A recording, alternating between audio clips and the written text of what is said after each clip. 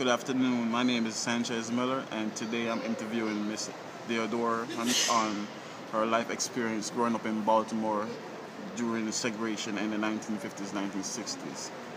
My first question I want to ask to you, growing up in Baltimore in the 1950s, 1960s, how was it dealing with segregation in the terms of segregation itself?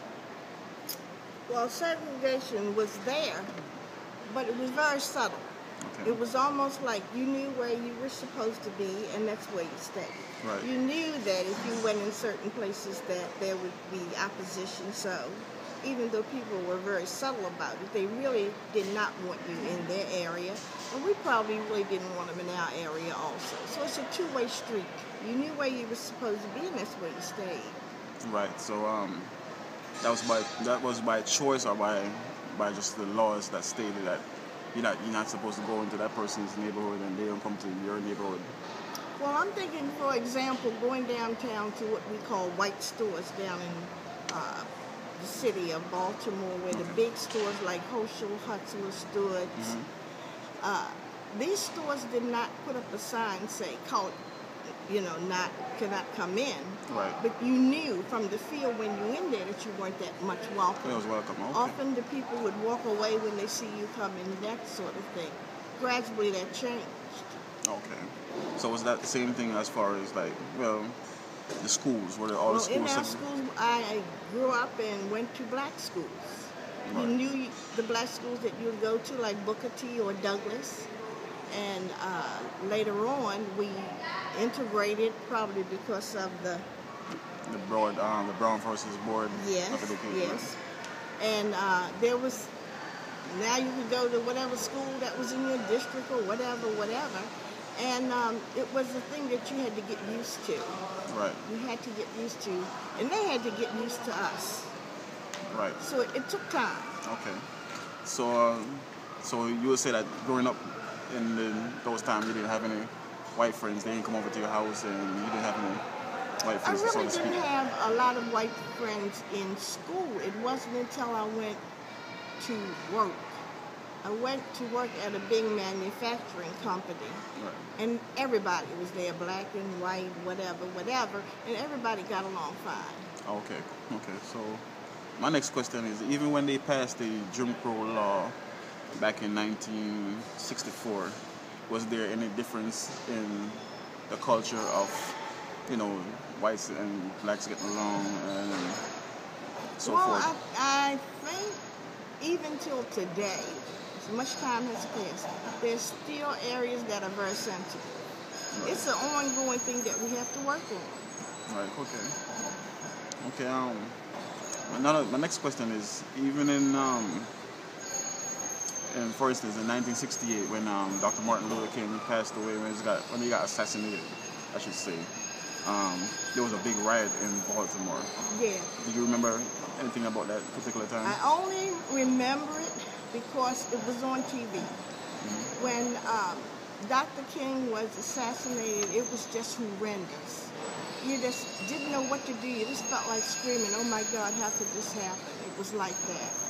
Because you follow it daily in the newspapers, on TV, the things that he was trying to do to help black people and help the process to move along so there would be equal opportunity.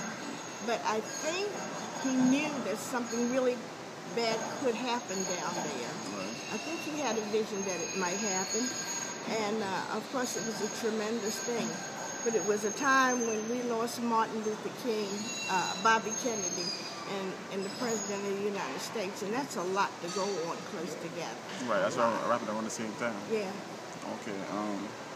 Also, even so, with the riots that happened around that time period, was it because of the segregation between the rift between black and whites, or I think it was just frustration. I don't think it was just one thing.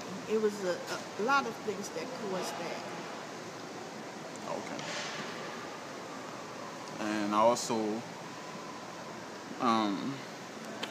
was there any other experience that you went through growing up that time that, like, if in a particular neighborhood that you moved in, and you had people coming to your neighborhood, used to come to your house and say that we don't want you there, living there, or... Oh yeah, we experienced that. Well, in the 50s, I was a young person just graduating from high school, and I moved on. I was young and got married, had kids, and went to work. But some of the things you get so used to that you don't think about it that much. And then when things change, you said, this should have been happening all along. Right. It was like that. I think most of all I remembered going to another high school and, Sure. meeting different kids.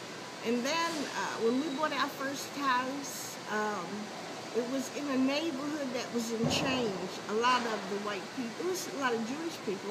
A lot Okay. of them had moved out, and a lot of black people had moved in, and we experienced some racial slurs and things like that when we moved in. Nothing too crazy? Well, they painted some signs with paint inside the house and some things like that. But we got through that, and the neighbors were nice. Okay. How about the kids? I mean, if you have your family and your kids, were they traumatized by that? You get really concerned about your kids because you're sending your little small kids to a school that's mixed. Right. So, And they don't know anything about segregation, but there's older people around who tell kids things, okay. you know. All right. That concludes the interview, and thank you for all the information you've given to me. You're welcome. And you have a blessed day. Thank you. Thank you.